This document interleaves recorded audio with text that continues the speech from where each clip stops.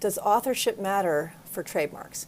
The answer is no. Authorship does not matter for trademarks. So this is very, very different from copyrights and patents, and so it often throws people off. And I think it's probably once every 2 months or so I talk to someone who is sort of bent out of shape because they came up with a great brand name for something or a great slogan, and the company who's using it didn't adequately compensate them, or didn't follow through on the promise to compensate them, or isn't sharing, in the benefits, etc.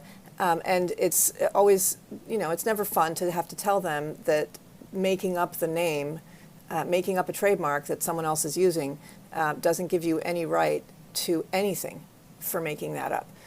With trademarks, the rights come from use in commerce as a trademark. And if you are not using it as a trademark, and especially if you're a branding professional and your business is branding, and you come up with a trademark for a client that may be in the food business or something, and you don't plan to be in the food business, there's really nothing that you can do short of having a contract signed to make them promise that they'll pay you.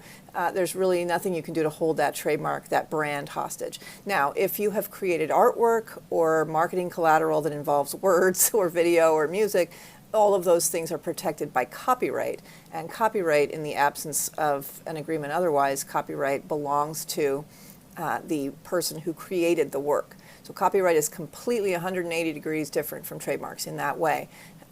If you are a branding professional that created a bunch of marketing collateral, took photographs, all of that, logo design, that would be works that are protected by copyright, and you would be able to, let them, basically if they're using that stuff without your permission and there wasn't already a writing, a contract that transferred ownership to them, you would have the right to sue them for copyright infringement if they're using your work without your permission.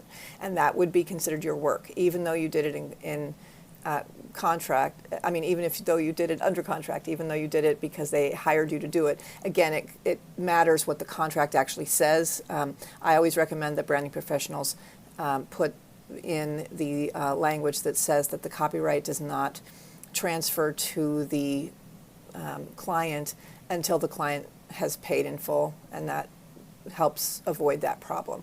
And it gives you a contractual right in addition to a copyright right if you do need to, sort of use the leverage to get your final payment.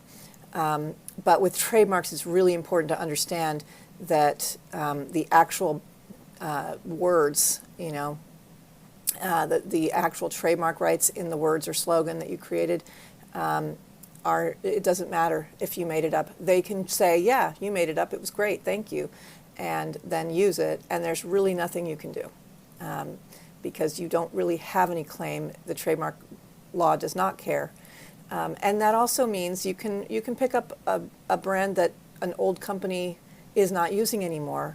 You can revive it if you want to. Really, you can just start using it as a trademark for whatever your product is that's reminiscent of the old product.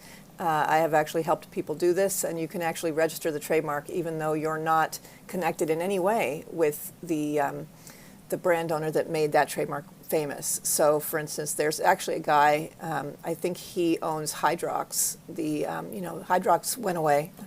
They went bankrupt, and that trademark ceased to be. But I believe he registered it. I don't know if he's still doing anything with it. But that is perfectly acceptable because it's not considered stealing. It's whoever's using it as a trademark in commerce. And if no one is using it, and it just goes back into, basically the public domain, you can register it and take it out of the public domain by using it as a trademark in commerce. So I hope that was useful and hopefully interesting. Catherine Cabela, IP Works Law.